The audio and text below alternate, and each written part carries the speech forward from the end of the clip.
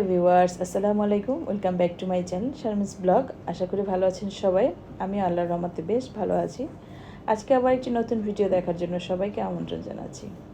আর ভিডিওর শুরুতেই একটা রিকোয়েস্ট করে নিচ্ছি, সেটা হচ্ছে লাইক দিয়ে ভিডিওটা কন্টিনিউ করবেন। আর ভিডিওটা যদি ভালো লেগে যায় আমার কথা কিংবা কাজ, তাহলে কিন্তু চ্যানেলটা চাইলে সাবস্ক্রাইব করতে পারেন। আর যারা ফেসবুক থেকে দেখবেন তারা অবশ্যই চ্যানেলটা ফলো দিয়ে দিবেন। আর যদি বেশি ভালো লেগে যায় তাহলে কিন্তু ফ্রেন্ডস এবং ফ্যামিলির সাথে চাইলে শেয়ার করতে পারেন। তো একদম সকাল না, সকালের একটু পর থেকে, আসলে সকালে ব্রেকফাস্টের পরে কিন্তু আমরা ঘরদোর গোছানো শুরু করি। চিন্তা করলাম আজকে মেয়ের রুমে একটু চেঞ্জ করব।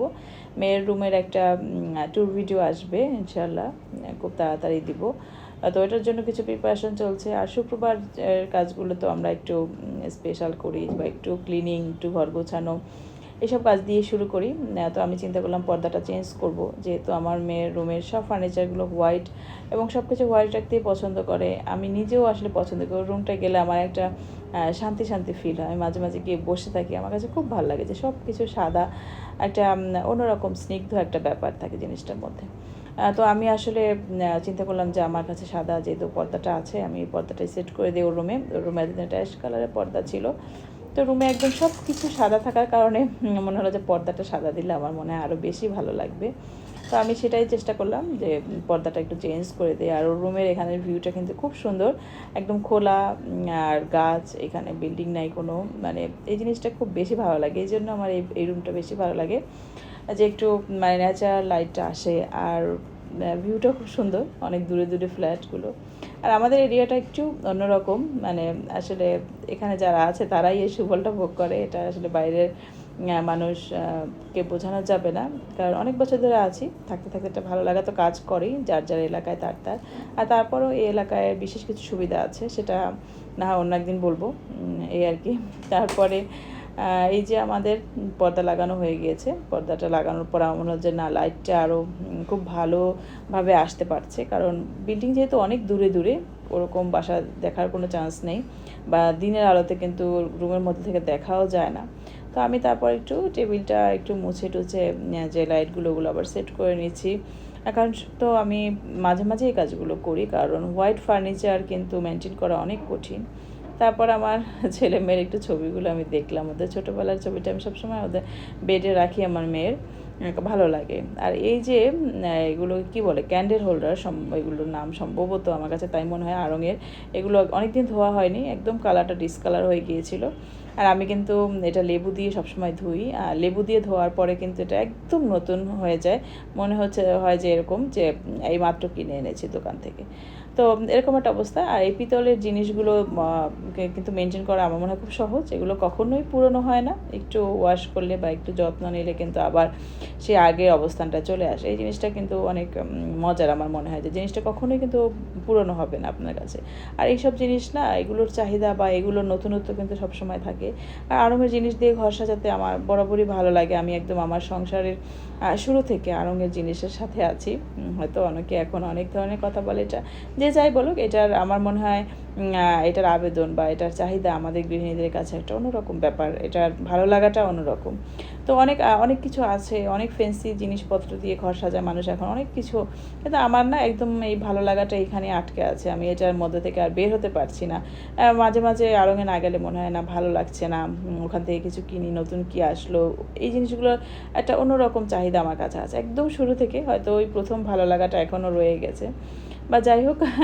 আমি কিন্তু এটাকে খুব সুন্দর একদম ঘষে ঘষে লেবু আর একটু ভীমের যে লিকুইডটা ওটা নিয়েছিলাম, ওটা দিয়ে সুন্দর করে ঘষে ঘষে আমি একদম ক্লিন করার চেষ্টা করছি। দেখবেন যে একদম ক্লিন হয়ে যায়, এতটা সুন্দর। আমি এটা আমার অনেক আগে, আমি ছোটোবেলায় থেকেই শুনে আসছি যে পিতলের কলস থাকতো, তখন আমার বাবার বাসায় একটা পিতলের কলস ছিল। তো সেটা মাঝে মাঝে আমার আম্মুকে দেখতাম এবার তেঁতুল দিয়ে পরিষ্কার করে, একদম নতুনের মতো জকজকে হয়ে যায়, মনে হবে যে এইমাত্র কিনে আনার পরে যেরকম একটা অবস্থা থাকে বাজার থেকে, সেম অবস্থা হয়ে যায়। তো সেখান থেকে আমার ধারণাটা ছিল। তারপর আমার কাছে আরও কিছু এরকম জিনিসপত্র যেগুলো আছে, আমি সবসময় এগুলো এভাবে তেঁতুল দিয়েই পরিষ্কার করি। আর তেঁতুল দিয়ে পরিষ্কার করার পরে কিন্তু রেজাল্টটা একদম মানে কি বলবো, অনেক ভালো আসে রেজাল্ট। যেরকম অনেকে দেখি এখন অনেক কিছু দিয়ে পরিষ্কার করে, অনেক নতুন নতুন জিনিস অ্যাড করে এটার সাথে। তো আমার মনে হয় নতুন নতুন কোনো কিছু অ্যাড করার প্রয়োজন নেই, শুধু একটু তেঁতুল আর হলো আপনার সাবান বা সোপ আপনি বা হুইল পাউডার যদি দিয়ে দেন, কিংবা একটু ভিম লিকুইড কিংবা ভিম বার সাবান বা যেটাই হোক, এটা একটা অ্যাড করে আপনি একটু সুন্দর করে ঘষে তারপর ধুয়ে নেবেন, আর কিচ্ছু দরকার হয় না। এই জিনিসটা মেনটেন করা আমার মনে হয় খুবই সহজ। আর এই জিনিসগুলোর বয়স কিন্তু অনেক বছর হয়ে গিয়েছে আমার কাছে। এইটা যে আমার হাতে এই ক্যান্ডেল হোল্ডারটার বয়স তো সম্ভবত 8 বছর কিংবা 10 বছর হয়ে গিয়েছে। এখনও দেখেন ধোয়ার পরে কি সুন্দর শাইনিং দিচ্ছে, মানে খুব ভালো লাগে। এইভাবে করে মেনটেন করতে দেখা যায় মাসে একবার ক্লিন করলেই কিন্তু যথেষ্ট। তারপরে আবার একটু দেখা যায় ডিসকালার হয়ে যায়, তারপর আবার একটু ধুয়ে নিব, জাস্ট এতটুকু এনাফ, আর কিছু দরকার নেই। এই যে আমার ধোয়াটা কমপ্লিট হয়ে গেছে। তো আমি পরের এইটা একটুখানি তেঁতুল মেখে রেখে দিয়েছিলাম যে কিছুক্ষণ থাকলে হয়তো জিনিসটা আরও ভালোভাবে ক্লিন করা সম্ভব হবে। তারপরে আমি আমার যে দ্বিতীয় যে ক্যান্ডেল হোল্ডারটা, ওইটাকেও আমি সুন্দরভাবে ক্লিন করে নিব। এছাড়া এটাকে অনেকক্ষণ আমি এভাবে তেঁতুল মেখে রেখে দিয়েছিলাম, যাতে এটার মানে ফিনিশিংটা, বা ফিনিশিং না আসলে, এটার যে আউটপুটটা আসবে ধোয়ার পরে ওটা আরও ভালো আসবে। তো সেজন্য আমি কিছুক্ষণ রেখে দিয়েছিলাম। আর এটার গ্লাসের জন্য কিন্তু আমি অবশ্যই সোপ ইউজ করব, কারণ তেঁতুল দিয়ে পরিষ্কার করলে গ্লাসটা কিন্তু কখনোই অতটা ভালো যে একটা চকচকে ভাব ওটা হবে না। ওটার জন্য কিন্তু আমাকে অবশ্যই সোপ ইউজ করতে হবে। এই যে দেখুন একদম নতুনের মতো হয়ে গিয়েছে, আর খুব বেশি ভালো লাগছিল। মানে এভাবে করে যদি জিনিস মেনটেন করা যায়, বা এই জিনিসগুলো যেটা কখনোই পুরনো হয় না, এরকম জিনিস দিয়ে ঘর সাজাতে কিন্তু খুব বেশি ভালো লাগে। তো এগুলো আমি আমার মেয়ের বেডের উপরে যে একটা জায়গা আছে, এখানে একটা বুক রাখার কিছু একটা সেলফের মতো আছে, তো ওইখানে আমি রেখে দিলাম এই ক্যান্ডেল হোল্ডারগুলো। আর তারপরে চলে আসলাম একটা রেসিপি করার জন্য। আর এটা আমার কি বলবো, এবং এই রেসিপিটা নিয়ে মজার একটা ঘটনাও আছে। আমি যখন আমার সংসারের শুরুর লাইফে আমার সবসময় আমার বাসায় এটা মানে হেল্পিং হ্যান্ড থাকতো, মানে 24 ঘন্টার জন্য বাঁধা একটা মেয়ে থাকতো। তো ও আসলে একদিন এই রেসিপিটা করছিল অনেকগুলো রসুন দিয়ে, মানে আধা কেজির মতো মনে হয় রসুন দিয়ে ওইভাবে ভাজছিল। তো আমি ওকে অনেক বকা দিলাম। আমি তখন আসলে এই রেসিপিটা সম্বন্ধে আমার কোনো জ্ঞানই ছিল না, যে আসলে এটা কেমন কি। আমি ওকে অনেক বকা দিছি যে এতগুলো রসুন ভেজে এগুলো কি খাওয়া যাবে নাকি। তো ও বললো খেয়ে দেখেন, আজকে খান তারপরে বলেন, এরকম কিছু বলছিল। তো তারপরে আসলে আমি ওকে বকা টকা দেওয়া তো শেষ।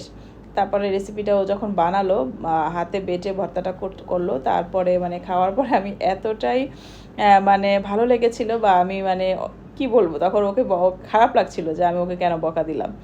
তো এই সেই মজার রেসিপিটা মানে ওর কাছ থেকে শেখা, তারপর থেকে কন্টিনিউ করছি, এত বছর ধরে খাচ্ছি। তো যখনই এটা বানাই ওর কথা মনে পড়ে যে আসলে ওকে আমি এটার জন্য বকা দিয়েছিলাম, আর তারপর ওর কাছ থেকে এই মজার রেসিপিটা আমি শিখতে পেরেছিলাম।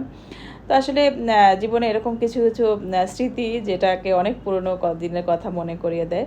তো আজকের মতো এখানে বিদায় নিচ্ছি। এই ছিল আমার ছোট্ট ভিডিওটি। তো ভিডিওটি যদি ভালো লেগে থাকে অবশ্যই আমার পাশে থাকবেন। আল্লাহ হাফেজ। নতুন আবার একটা ভিডিও নিয়ে সবার সামনে আসবো। সে পর্যন্ত আল্লাহ হাফেজ, আসসালামু আলাইকুম।